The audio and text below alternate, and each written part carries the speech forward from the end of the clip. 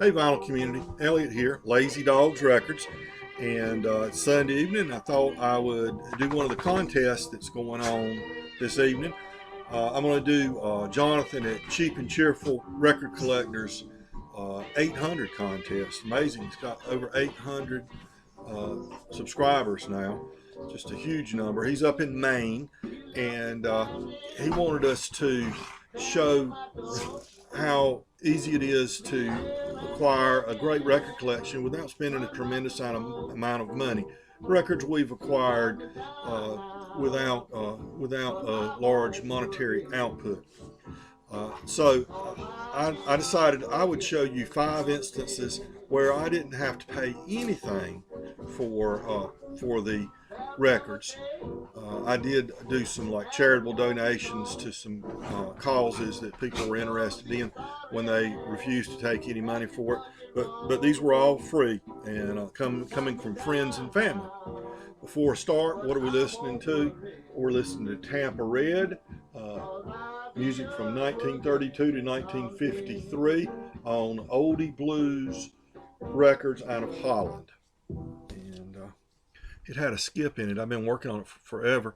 It kept skipping. Dust balls everywhere for some reason right now. I don't know if the air conditioner's putting out more and more dust is flying or what. But I was afraid I was going to have to scrap the record because one particular song was it just would not, it just kept skipping.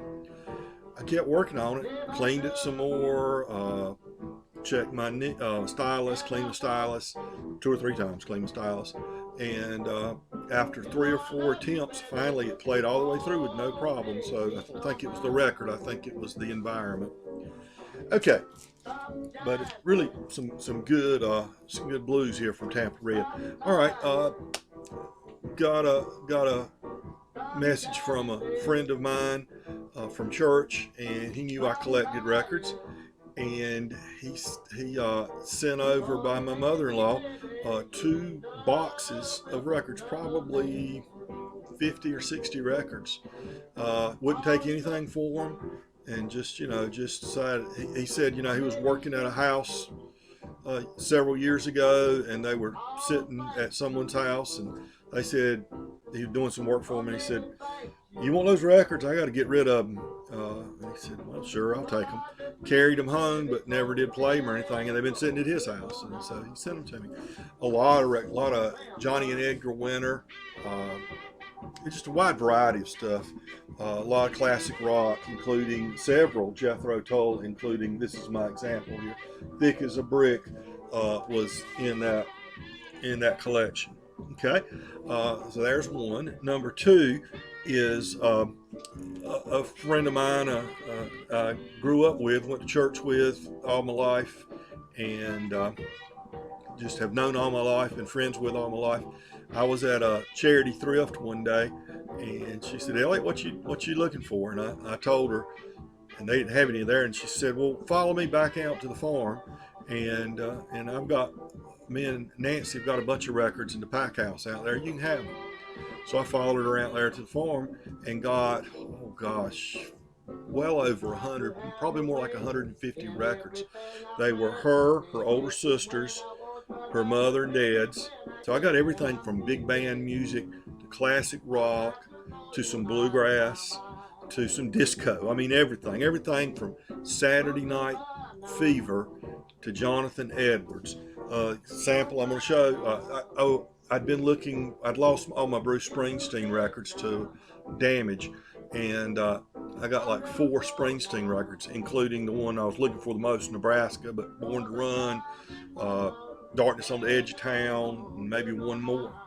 But this one I had originally had when it came out, but it didn't survive over the years, and hers did survive. This is, of course, Tres Hombres from ZZ Top. Great album by them, their 3rd album, I believe. And let's see. And then my cousin called me one day and said, "Come over to the house. I've got some records I want to give you."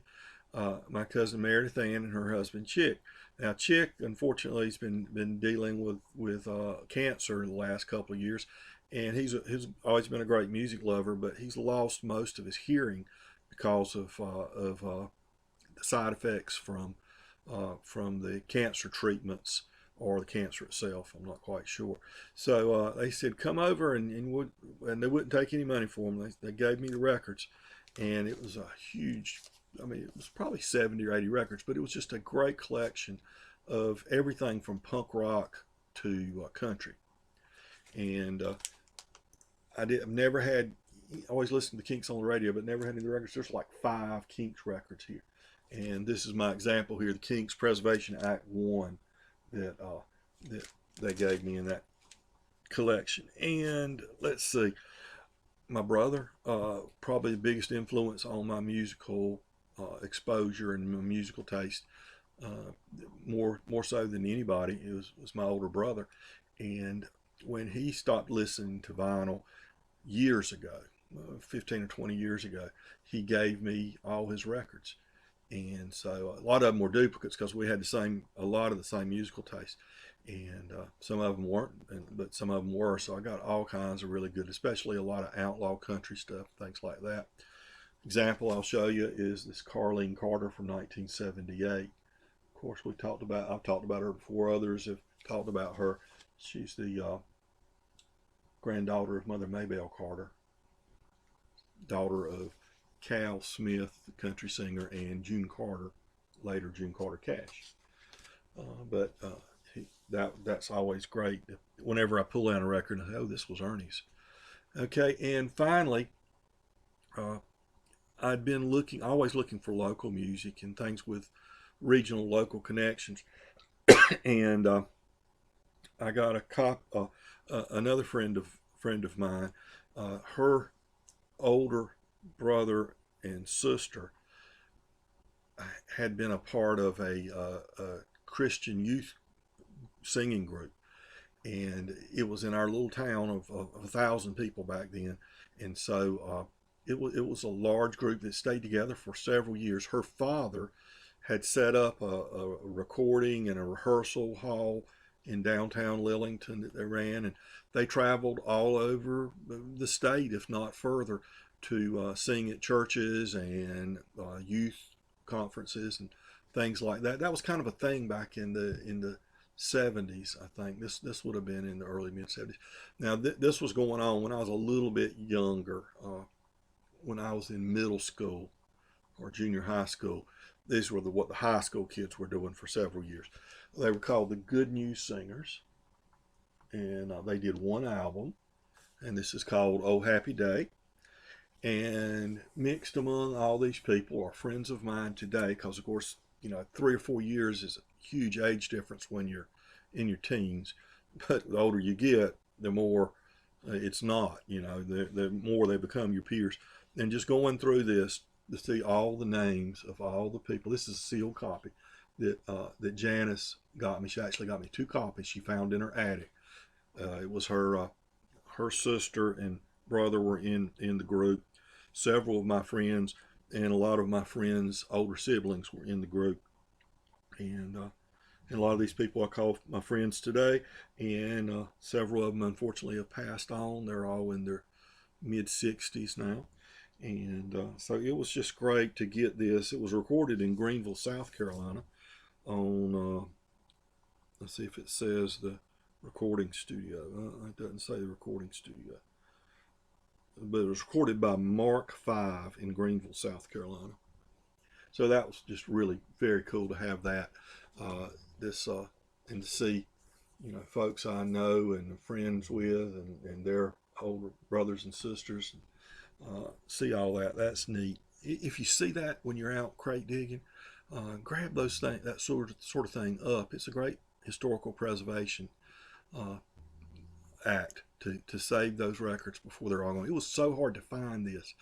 Janice searched and found it in her attic, and fortunately they weren't warped like I was afraid she was afraid they would be, and I was too, of course. But there weren't that many of them made, of course, and the people that, but they're scattered about, and of course a lot of them don't survive. All right, folks. Jonathan, you got a great channel, and I appreciate the opportunity to enter your contest. Remember, everybody, be kind to your neighbor, because we're all neighbors.